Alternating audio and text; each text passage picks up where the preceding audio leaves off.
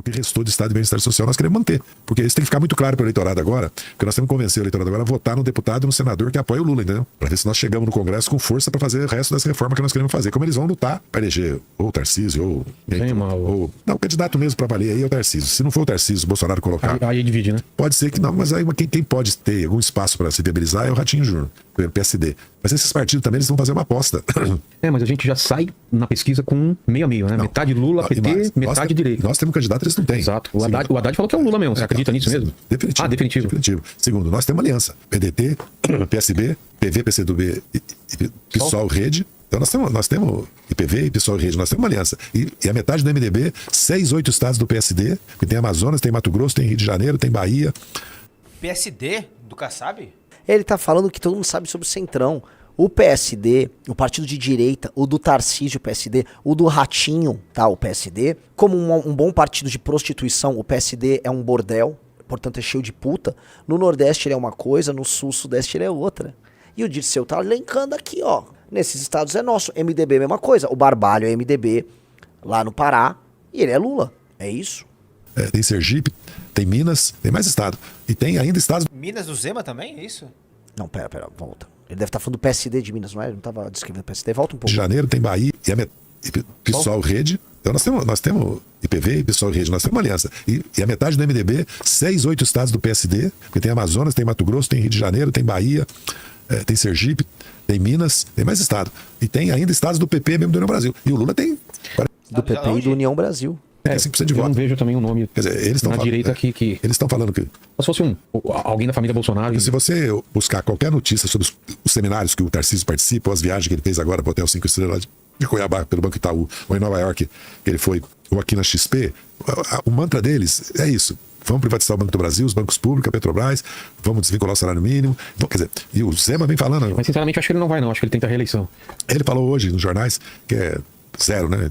Eu vi o Valor Econômico, eu estava sentado ali, eu estava lendo o Valor Econômico de hoje, por dever de ofício a gente tem que ler pelo menos 3 vezes por semana o Valor Econômico, como eu li alguns jornais de Portugal, da Inglaterra, dos Estados Unidos e da Espanha, principalmente é o país, porque você tem que se informar. Eu estava lendo e estava vendo que ele está com essa pregação. Ele teve aqui as 2 vezes que ele teve aqui, ele falou, não vai, ele vai para reeleição, não vai para... E não vai ser fácil a reeleição dele, porque aqui na pesquisa, no segundo turno, o Alckmin já empata com ele. O Alckmin vai então. Não, isso não está decidido. O Alckmin é vice-presidente, hoje é o companheiro do Lula e nosso, do PT, para sucessão pelo PSB. Isso é hoje. Mas se ele for... Antes não aparecia isso, nem o Haddad, nem o Alckmin. Que houve uma mudança no eleitorado, porque o Bolsonaro perdeu a eleição em São Paulo. Ele perdeu 4 milhões de votos aqui pro Lula. E no Sudeste, que ele perdeu 7 nos 4 estados, São Paulo, Minas, Rio, Espírito Santo, ele perdeu 7. É verdade que nós ganhamos no Nordeste, mas nós podemos perder em São Paulo. Se ele voltar a ter a votação que ele teve 18, ele ganha a eleição de nós. Porque São Paulo é... Então o Lula não tem opção de ele não ir, porque eu tava pensando assim, o Lula não iria arriscar numa eleição que tivesse pau a pau, dele perder e fechar o currículo dele, né, aqui. Mas uma derrota. Mas ele tá muito... Pelo que eu tenho conversado com quantos anos? Ele faz 80 em outubro, eu faço em março. Tá. Não, mas o Lula tá com muita energia, muita saúde. Eu vi uma corridinha agora. Muita disposição. Ele tá fazendo crossfit com a Fabi aí. Não, às vezes ele fala, exagera um pouco. Faz um pouco de propaganda dele mesmo. Não, mas ele tá muito bem. E com muita energia, trabalhando muito. É só olhar a agenda dele. Pois é. Esses 5 dias. O Lula já fez. Além de estar cuidando dessa crise, dos problemas políticos da relação com o Congresso, e tem que cuidar dos ministérios mais importantes. Lógico que ele não pode cuidar dos 38 ministérios, para isso tem Casa Civil, né? E tem a Gleice na Secretaria de Relações Institucionais, né? O governo tem... Isso que ele não respondeu, né? Mas ele não responde. Não, o Lula é candidato, mas quando você vai entrando no detalhe, ele... Aí ele leva ali. Ele vai levando. O Dirceu é saboado. Eu falei ontem, né, no Dark MBL, tá? Quando as pessoas vão falar, fulano é um gênio político, o Ciro Nogueira... Não há mérito em ser uma grande liderança política quando você não tem posição política. Porque não ter posição política é a posição política mais antifrágil de todas. Você não tem quase nunca risco e toda vez que há uma crise você cresce. Porque numa crise quem tem posição sofre um downside, você é o bandido estacionário que rouba o espaço dele. Só fica parado do lado esperando e pega o espaço dele. Foi assim todas as vezes que a esquerda teve crise, o Centrão cresceu. E quando a direita tem crise, o Centrão cresceu.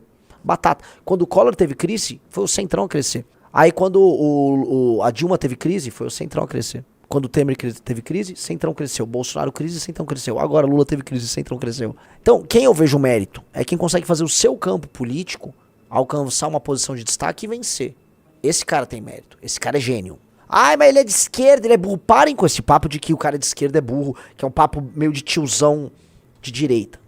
Tá, eu sei que no nosso campo, quanto mais eu conheço as pessoas do nosso bloco, eu sei que tem doidinho que nos acompanha. Eu vou nos congressos do MBL, eles me assustam com os doidinhos que aparecem. Mas a nossa galera é mais inteligente do que a galera do Bolsonaro. Bem mais, bem mais. Então, assim, vocês já entenderam. Falar que o Dirceu não é brilhante é uma estupidez. O Dirceu é o maior articulador político do Brasil desde a redemocratização. Poderia ter sido, por exemplo, o Serjão, o famoso Sérgio Mota, que era o trator do Fernando Henrique durante os 2 governos dele. Ele morreu no segundo governo do Fernando Henrique. Poderia ser. Mas morreu, né? É o Dirceu. Vamos lá. E tem cuidado E o com os principais Dirceu, ele relações. tem essas qualidades. Assim, ele é um articulador político. Ele é um líder de grupo. Então ele é um cara que estrutura seu grupo político. Escreve muito bem. Tem leitura. Passou pela guerrilha. Pra mim, o Dirceu é um líder político completo. Ele é um líder... Ele gabarita ali as qualidades que você precisa ter pra ser um líder político. Tá? Ele só não tinha uma banda de rock. Renan, a gente tem que te mandar pra uma guerrilha então, cara. De relações institucionais, né? O governo tem o Palácio do Planalto para cuidar. Mas ele tem que cuidar dos principais, relações exteriores, fazenda, defesa, segurança pública, Ministério da Justiça, segurança pública. Então, o governo tem que os problemas mais importantes do país tem que estar cuidando. O presidente tem que estar cuidando. Principalmente agora, esse enfrentamento com essa tentativa. Do tarifaço? Do tarifaço, entendeu? Você aconselha ele ainda? Vocês batem um fio? Fala, e aí, Lula? Não. Como que é? Agora nós temos uma nova realidade com a eleição do Edinho no PT, com a nova direção, tudo. E com a Gleice no governo, que cria uma relação também muito fácil com o presidente, né? E nós vamos apoiá-lo e ele vai nos apoiar a gente fazer uma grande reforma no PT para preparar o PT para 26, né? E o governo agora vai insistir nessa defesa do país e na questão da isenção do imposto de renda e depois numa reforma tributária. Volta um tem uma agenda pouquinho, vamos lá. Ele tá entregando aí qual é a estratégia dos caras, pelo menos a estratégia aparente deles. Volta um pouco, vamos ver ele falar com cuidado isso aí. E uma relação também muito fácil com o presidente, né? E nós vamos apoiá-lo e ele vai nos apoiar a gente fazer uma grande reforma no PT para preparar o PT para 26, né? E o governo agora vai insistir nessa defesa do país e na questão da isenção do imposto de renda e depois numa reforma tributária. Então ele vai ficar arrumando briga com os Estados Unidos, ao mesmo tempo que vai querer vir com aquele populismo. Ah, não, eu vou criar uma faixa de isenção e vai meter imposto no rabo da classe média, que a gente já conhece. O PT, ele compra... Eu vou depois explicar um pouco sobre isso, sabe? Como o PT compra a guerra faccional maior do que a direita. As esquerdas, como um todo, quando elas compram a guerra com o adversário, elas não se preocupam sobre esse negócio de coerência ou nada. A esquerda pune seu inimigo, se preocupa exclusivamente em concentrar em poder e vencer. Enquanto a direita vem com aquelas papos, não, precisamos limitar o poder, não sei o quê. Cala a boca. Cala a boca. Você, não à toa, a história da democracia norte-americana é sobre a história do avanço progressista e do recuo do campo da direita. É sempre isso. Não, eu vejo aqui como limitar o poder de todos nós. O escrita, não, cala sua boca. Eu vou aumentar o meu poder e eu vou diminuir o seu poder. Tá certo? Então, o Bolsonaro, no governo dele, ficou botando auxílio e presenteando lá o Nordeste. Toma lá auxílio e meteu um monte de liderança do Nordeste. Ciro Nogueira, o maior de todos ali, no governo. Esses caras votaram no Lula. Ele presenteou o eleitor do Lula e o eleitor dele, ele meteu Covid no cu do eleitor dele do Centro-Sul e ele perdeu votos aqui, como o próprio Dirceu disse, perdeu em São Paulo. Esses caras aí da esquerda não ligam, o lance deles é, assim, a guerra faccional, eu vou punir quem não vota em mim, vou jogar a conta em quem não vota em mim, já que não vai votar em mim mesmo, e vou comprar e vou presentear os meus. É assim que a esquerda funciona. E aí por isso que não tem essa história pro esquerda, tipo, ai, olha a hipocrisia dele! Ele diz que gosta do povo, mas vai taxar o povo trabalhador do Centro-Sul, né? Eles chamam Partido dos Trabalhadores, mas não ligam pra quem trabalha. Eles, foda-se, se não vota em mim, eu estou cagando pra isso. Eu estou cagando. Foda-se. Tipo assim, o esquerdista, nessa guerra faccional, ele é o Shed, né? Tá sempre o direitista, olha só como você é hipócrita, eu vou denunciar, olha só. E o direitista, sim, vou punir você. Sim, eu vou taxar meus inimigos. Sim, é assim que funciona a guerra faccional. E o direitista lá, para com esse papo, tá? O Eduardo falou, pode apostar que os haters do MBL irão postar no X esse corte de reconhecimento do Renan Dirceu. Foda-se. O bolsonarista é um ser débil. Esse cara aí é um débil. Um cara que vai postar achando que tá abafando, ele é débil. Se o cara não consegue reconhecer que o Dirceu é inteligente, ele é burro. Ele é governado pelo Dirceu. Nós todos somos governados pelo Dirceu de 2002 pra cá. 2003 pra cá, pra ser mais preciso. Um cara, Leandro Silva, ele é inteligente por mentir? Não, meu querido. Ele é inteligente por ter articulado o maior partido político do Brasil. Provavelmente da história do Brasil. Ele é inteligente por ter articulado um partido político que defende temas que muitas vezes são minoritários e tornou eles majoritários. Ele conseguiu organizar igreja, ele conseguiu mobilizar estudantes, operariado, intelectualidade, parte da classe média por anos e ter construído um partido que tivesse essa multiplicidade alinhada a um líder maior que era o Lula.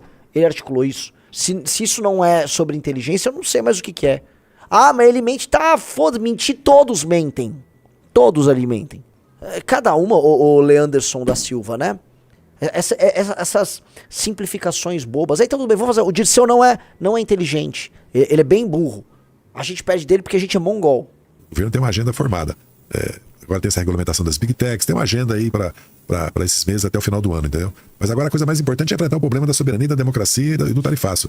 E manter a economia crescendo. O ideal é que o juro caísse.